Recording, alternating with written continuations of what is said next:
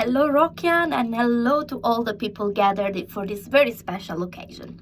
My name is Martina Pavone, and I'm Italian and Turkish, and I'm based in Istanbul, and I work internationally. So since 2016, I've been collaborating with Rokyan, but I'm also teaching for Louis Business School in Rome and for the Camelot Institute of Human Interactions based in London. I am specialized in all topics related to human skills, like, for example, leadership, people management, change management, negotiation, communication, and this kind of things.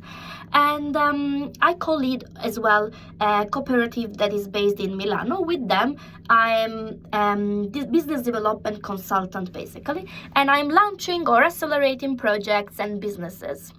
And I'm involved in a non-profit sector, both social and cultural, for more than 10 years of experience in many different leadership roles and or as a consultant. And I am particularly interested in everything that is around women's empowerment approaches, diversity, inclusion, educational innovation, and social impact.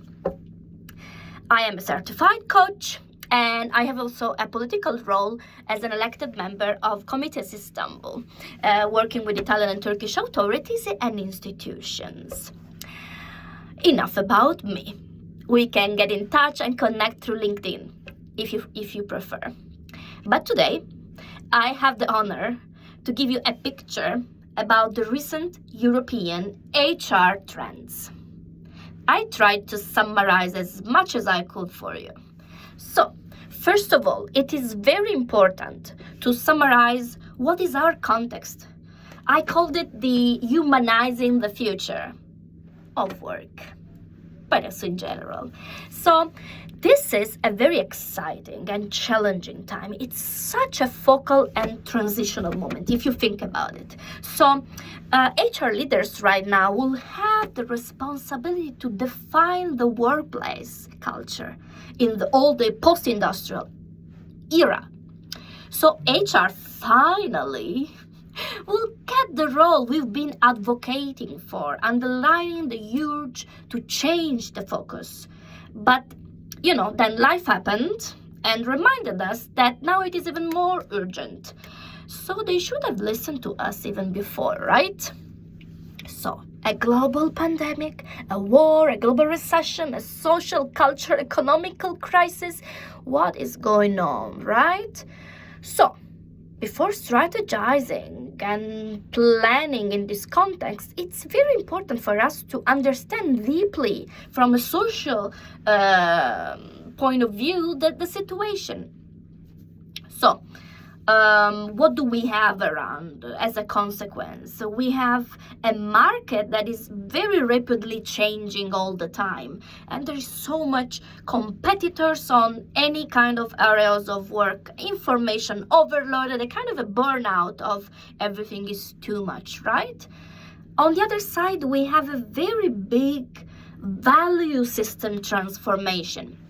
Why is this happening? Because the priority is the well-being, the work-life balance, the drive and impact that people are looking for are changing because of what's happening and because the generations are transforming and they have a completely different mindset on life. So we need to rethink work at 360 degrees. Okay, then, what are the trends then? We should think that in Europe right now, everything is about humanizing the entire work experience and create a growth culture instead of what? A culture based on performance. Until a few years ago, everything was about performance-based, and now we're switching. At the same time, we are trying to underline the importance on the power of people analytics. What does it mean? Listening and getting feedback constantly about everything. From them, this with the results will help you to generate the value. It's very important to make their voice listen because their voices are your development and it will make it faster.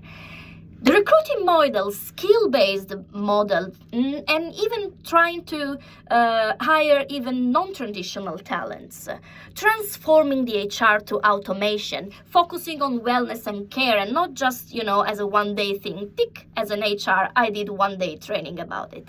Investing, really investing on diversity and inclusion agenda, hybrid work, remote, task and project-based, not time-based, not controlling them all the time.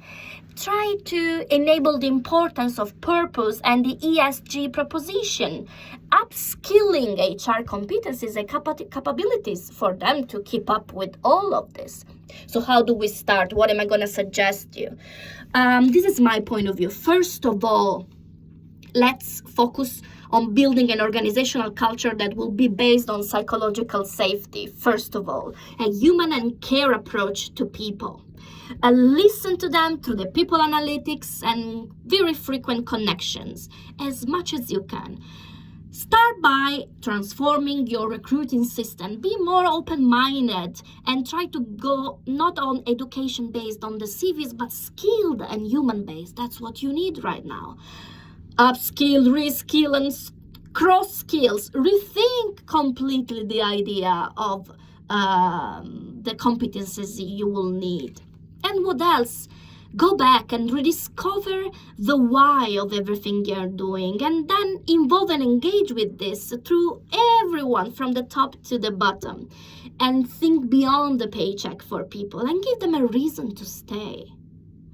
So you need to think about employees not just as tools and executors of something, but they should become the protagonist of your value proposition. And then you will tailor it and blend it for them, part of your business model.